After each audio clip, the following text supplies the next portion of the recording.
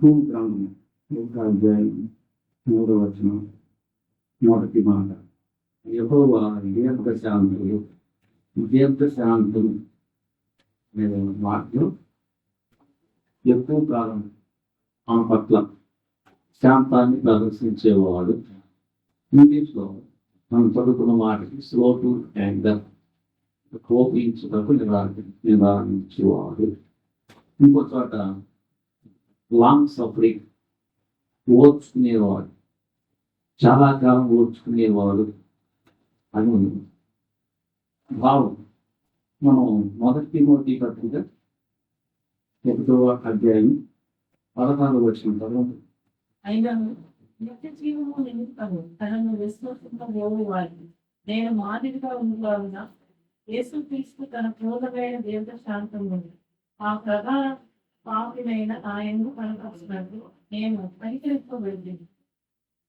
ఈ భక్తుడు పూర్వం 8వ వచనం కలిగిన దాంట్లో దోషకుడు, హింసకుడు, హానికరుడు, ప్రభువులోకి రాకపోవడం అపోస్తులైన పౌలు గారు దేవుని దూషించిన వాడు, దేవుని బిడ్డలను హింసించిన వాడు, హాని చేసిన వాడు సంఘాన్ని.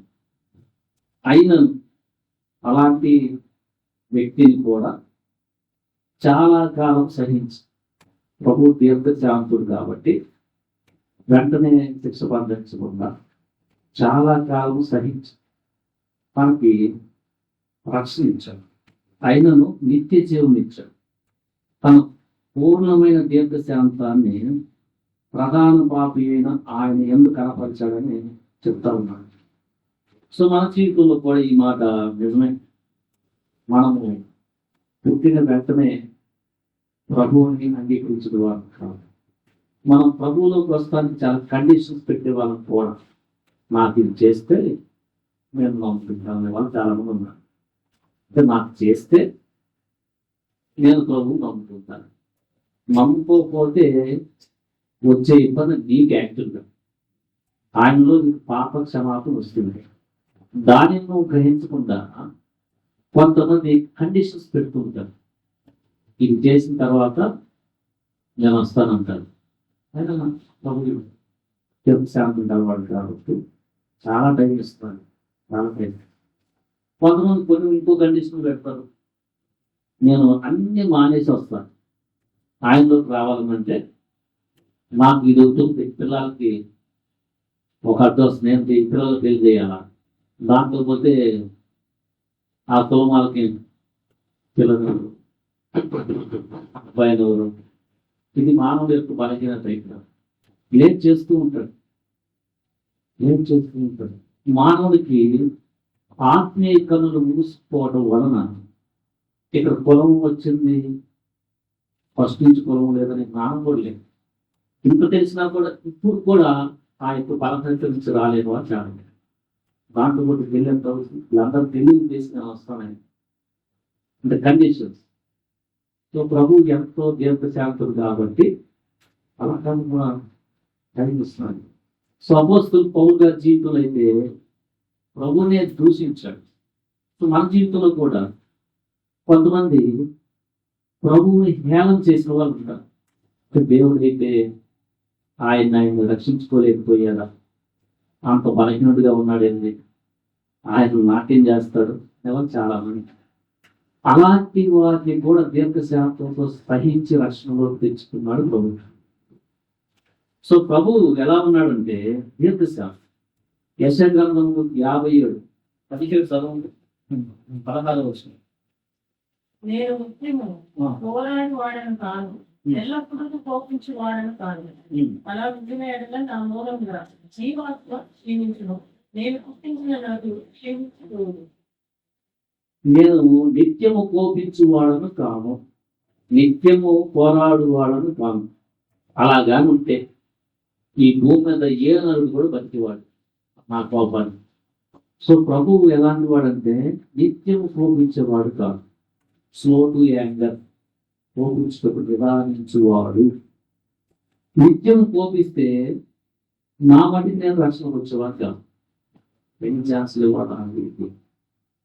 నాశనమైపోవాలి, జీవాత్మ నశించిపోయాడు. ఆయన దేవుడి శాంతుడు. వ్యభిచారంతో పట్టబడిన స్త్రీ యేసుప్రభువు వారి దగ్గరికి న్యాయం చేస్తానికి తెచ్చారు బాబు. యోహాను సువార్త 8వ అధ్యాయంలో బోధకుడా ఈమె వ్యభిచారం చేస్తా ఉంటే పట్టుబడింది, మోషే అయితే రాళ్ళు పెట్టి చంపేయాలని చెప్పాడు, నువ్వేం చెప్తావు? విచారణ చేస్తే శిక్షిస్తాను, రాళ్ళు పెట్టి చంపడం కూడా న్యాయమే. యేసుప్రభు వారు ఆ సమయంలో 6వ వచనం 8:6 యోహాను సువార్త. అయితే యేసు వంగి నేల మీద వేడితో ఏమో రాయిచుండేను. చాలా టైం తీసుకున్నాడు ఆయన, తొందరపడితే అవును రాళ్ళు పెట్టినప్పుడు చంపేయండి, ఆత్మ నశించిపోయింది. మీరు ఎవరు పాపం చేయలేదు వాళ్ళు మొదటగా రాయేయండి అని చెప్పగానే పెద్దవారు ఫస్ట్ వెళ్ళిపోయారు. అంటే వాళ్ళు 50 సంవత్సరానికి పాపం చేస్తున్నారు. ప్రభు ఆ మాట వార్త పలికితే కానీ వారికి ఆ జ్ఞానం రావాలి. మాలో పాపం చాలా వెళ్తున్నాను. అప్పుడు వచ్చింది చిన్నవాళ్ళు కూడా వెళ్ళి ఆయన ఆ స్త్రీ పట్ల శాంతం వహించి, నేను కూడా నిన్ను క్షమించాను, ఇది పాపం చేయవాక. సో మనం ఆరాధిస్తున్న దేవుడు ఒక ఛాన్స్ ఇచ్చా నీకు చాలుగా అనే దేవుడు కాదు, 2వ ఛాన్స్ కూడా ఇస్తాడు శాంతం. బట్ అలా ఉన్నాడని నీవు ఆయన దీర్ఘ శాంతాన్ని తునీకరిస్తే ఒక సమయం వస్తుంది, ఆయన ఆగ్రహ బలం చూపెడతాడు. అక్కడ తెచ్చుకో. రక్షణ పొందిన తరువాత మనలో చాలా మంది వెంటనే దేవుని వాక్యం అర్థం కాదు. దేవుడు రక్షణ అయితే నరకానికి పోకూడదని తీసుకున్నారు తీర్మానం. ఇంకా భక్తి తెలియదు, వీళ్ళు కనుక్కోరు దేవుని. ఇజ్రాయెల్ ప్రజలు 40 సంవత్సరాలు ప్రభువు ఐగుప్తు యొక్క బానిసత్వం నుంచి వారిని విడిపించిన చిన్న ఏంటి మనం తెచ్చావు, ప్రభువు నీకు పాపక్షమాపణ అనుగ్రహించి నీ నరక శిక్షను కొట్టేశాడు, ఎంతో మేలు చేశాడు అని నీవు ప్రభువుని ప్రైజ్ చేసేది పోయి కొంత సమయానికి ఆ యొక్క సత్యాన్ని నువ్వు ఈ జీవితంలో ఉండే సమస్యల వల్ల, ఇంకా రక్షణ అంటే ఎంత ప్రభు రైతనం చెల్లించాడనేది ఇంకా అవగాహన లేకపోవడం వల్ల ఆయన ప్రభు ఎంటర్టైన్ కాపాడు చేస్తావు. కానీ సరుకో నువ్వు ప్రతిసారి సరుకుంటున్నావు అంటే దేవుని యొక్క ఉత్తరానికి గురవుతాడు. అలాంటి సమయాలు మన జీవితంలో కూడా ప్రభు భరించాడు. రక్షణ పొందిన తర్వాత దాంతో స్థితించాడు. లూకాసు వార్తలో 13వ అధ్యాయం 6 నుంచి 9వ వచనాల్లో ఒక మనుషునికి ద్రాక్ష తోటలో అంజూరపు చెట్టు ఒకటి నాటబడి ఉండేది. అతడు దాని పండ్లు వెనక వచ్చినప్పుడు ఏమీ దొరకలేదు. దేవుడు మన జీవితంలో అంజూరపు చెట్టు అంటే మనలో ఏదైనా ఫలం ఉందా అంటే కొన్నిసార్లు ఏం కనపడవు. కనుక అతడు ఇదిగో 3 ఏళ్ల నుంచి నేను ఇది అంజూరపు చెట్టున పండ్లు వెనక వస్తున్నాను కానీ ఏమీ దొరకలేదు, దీన్ని నరికివేయను, దీనివల్ల ఈ భూమి ఎలా వ్యర్థమైపోవాలని ద్రాక్ష తోట మారి ద్రాక్ష చెట్టును చూసుకునేవాడండి. అంటే అందరూ చెట్లు కూడా ఉంటాయి కదా, అన్ని చెట్లు చూసుకునేవాడండి. గార్డెనర్ చెప్తే గార్డెనర్ మధ్యవర్తిగా ఉంటాయి. అయ్యా విందవచ్చు, నేను దాని చుట్టూ త్రవ్వి ఈ వెలుగు వేయని మట్టుకు ఈ సంవత్సరం కూడా ఉండనివ్వండి అడుగు.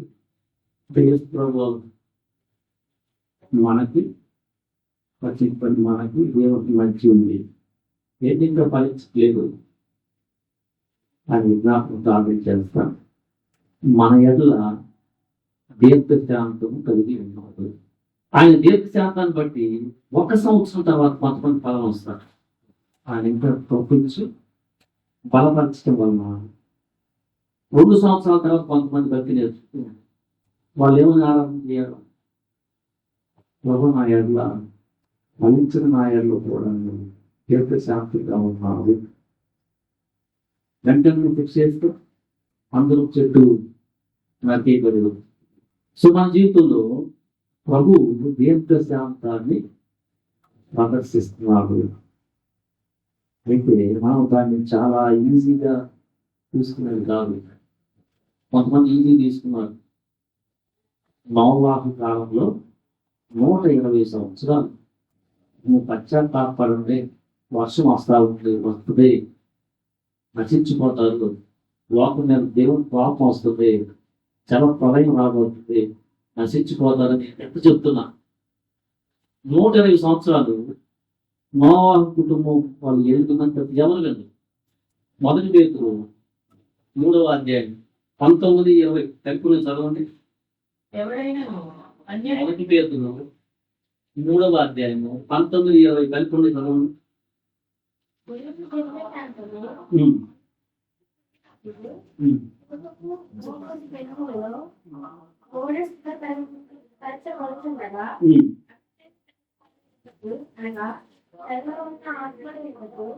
ఆయన ఆత్మ ఆ ఓడలో మనగా 8 మంది ఎంతో మంది ప్రకటించారు దేవుని దీర్ఘశాంతి కనిపెడతా ఉంది. నమ్ముకుంటారేమో, చెప్పే వాళ్ళు హేళన అయిపోయారు. ఏంటి వర్షం పడేది, ఏంటి వర్షం పడింది, వాళ్ళు నశించిపోయారు. సో రక్షణ లేని నీవు ఇక్కడ వాళ్ళకైతే 120 సంవత్సరాలు, నీకు 10 సంవత్సరాలు, 5 సంవత్సరాలు, 20 సంవత్సరాలు తెలియదు. రక్షణ పొందు లేకపోతే వ్యక్తి నరకం ఉంది, రక్షణ పొందు లేకపోతే నీ కుటుంబం నాశనం అయిపోతుంది. ఈ లోకం ఉండే స్వాతంత్రం తట్టుకోలేక రక్షణ పొందు. ప్రభు దీర్ఘశాంతుడై నేను పిలుస్తా ఉన్నాడు. గాయపడిన హస్తాన్ని చూపెట్టి చేయవాక తిరుగుతాక అంటే కొంతమంది వింటారు, రక్షణ పొందుతారు.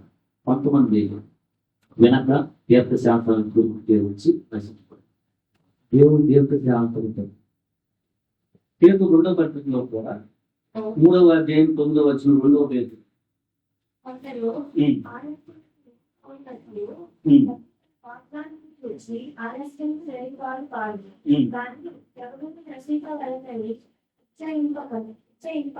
అందరూ మారు మనసు పొందగలని కోరి నీకెంత దీర్ఘ శాంతము గలవాడై ఉన్నాడు.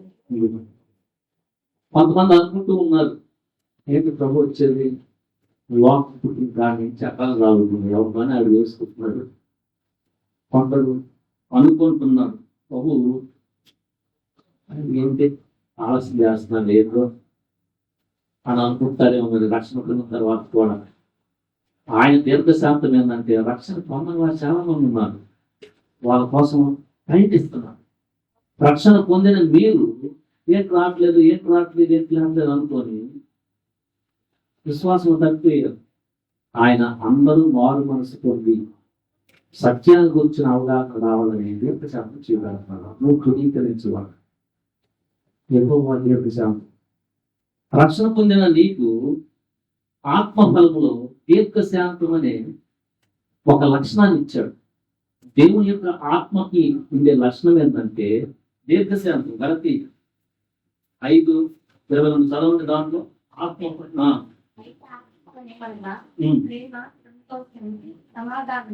దీర్ఘశాంతం.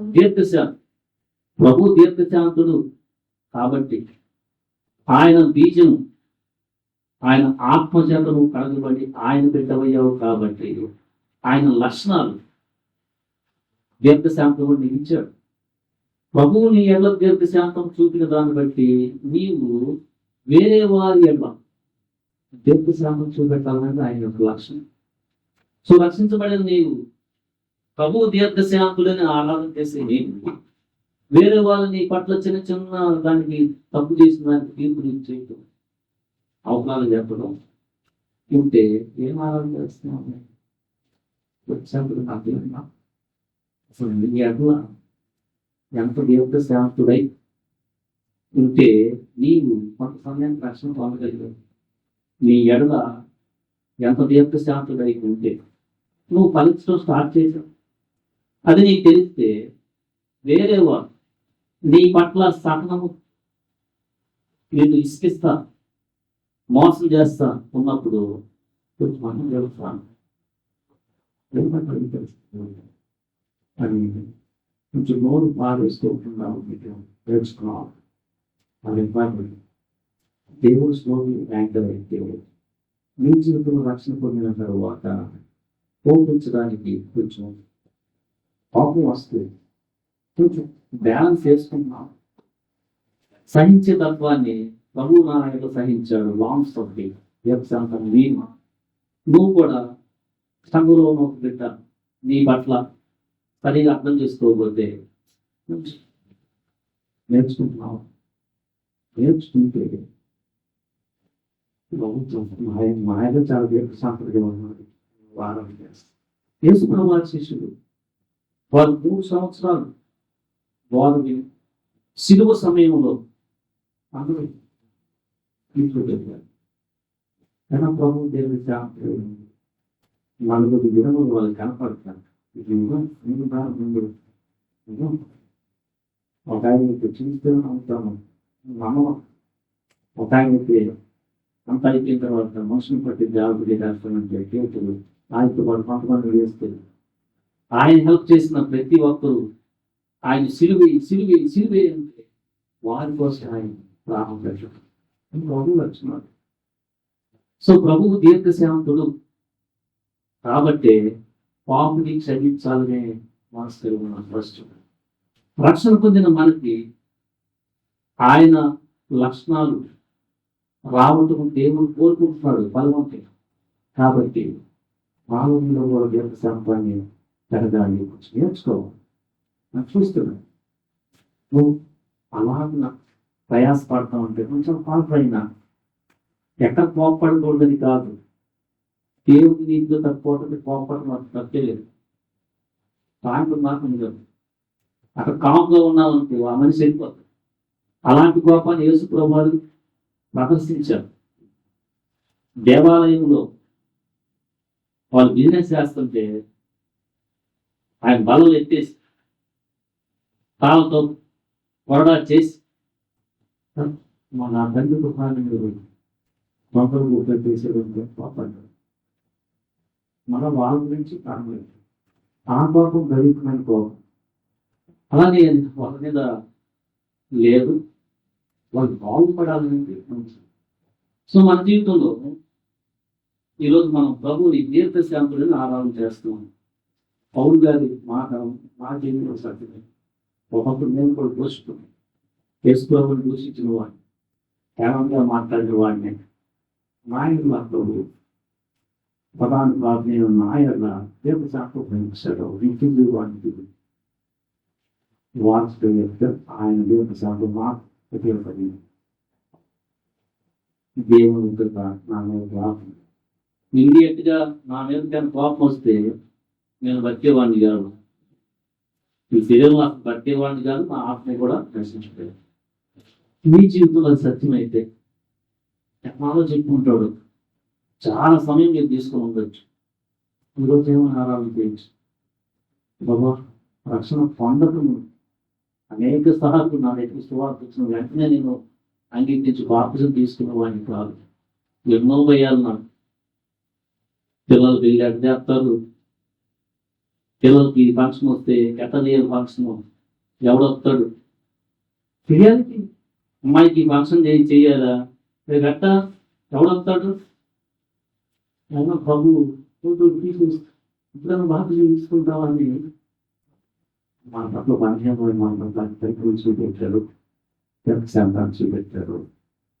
పాపులమైన మన పట్ల శిలువను ప్రాణం పెట్టారు. మనం బట్టి సంపూర్ణమైన దీర్ఘశాంతాన్ని ప్రధాన పాదయాత్ర చూపెట్టారు. చూపిస్తున్నాం.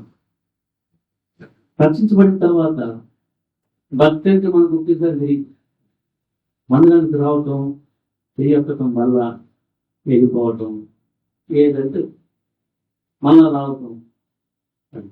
కొంతమంది అయితే మందిరానికి రాకపోవడం, అన్యుల విగ్రహాలు మళ్ళా పూజించి వాళ్ళ పట్ల కూడా ప్రభు దీర్ఘశాంతాన్ని చూపెట్టి మళ్ళా రివైవ్ చేసిన చాలా మంది ఉన్నారు. పిల్లల సమయంలో తల్లిదండ్రులు వాళ్ళకి చెప్పలేక చెప్తే వెళ్ళవదని విగ్రహారాధన చేసుకొని మళ్ళా దేవుడు నా బిడ్డ ఏంటి వాళ్ళ విగ్రహాలను అయిపోయింది అని నశించిన ఒక కొద్ది కోసం తిరిగి సమకూర్చిన వారు ఉన్నారు. దేవుడు సంపాదన చూపెట్టారు. మనం తగ్గించడం ఓర్పు మన ఏమన్నా నేర్చుకునేవారు ఎంతో ప్రభు దేవుడి శాస్త్రం. అరే డబ్బులు వద్దు, డబ్బులు చాలా అన్యాయం ఉంది అంటే ఏంటది అని తెలిసి కూడా కొంతమంది దాంట్లోనే అన్యాయంగా ధనం సంపాదించారు. తెలుసుకోండి, ఓట్లే వచ్చిన ఎందుకు పోనివ్వాలి. ప్రభు దీర్ఘశాంతం కాబట్టి మనం నిల్చున్నాం. ప్రభు దీర్ఘశాంతాన్ని నువ్వు పునీకరించడం ఈ సంవత్సరం పట్టుకున్నాడు. నేను జీవితకాలం అన్నాడు, జీవితకాలం సో మన జీవితంలో రక్షణ పొందిన తర్వాత భరించకుండా ఉంటే జాగ్రత్త ఎందుకు టైం వేస్ట్ చేస్తూ రక్షణ పొందకుండా నీవు ప్రభు మాట నీ దగ్గరికి వస్తుంటే నీ పాపాలు ఒప్పుకో రక్షణ పొందంటే ఆలోచించదు.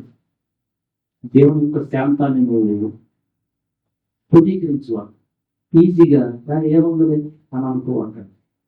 రక్షణ పొందితే నీకు నేను రోజు మన ప్రభాని యొక్క శాంతిలో నేను స్థుతిస్తున్నాను. మనం ప్రభుని ఆదరించాలి. దేవుడి మాట దీవించుకుందాం. ఆమేన్.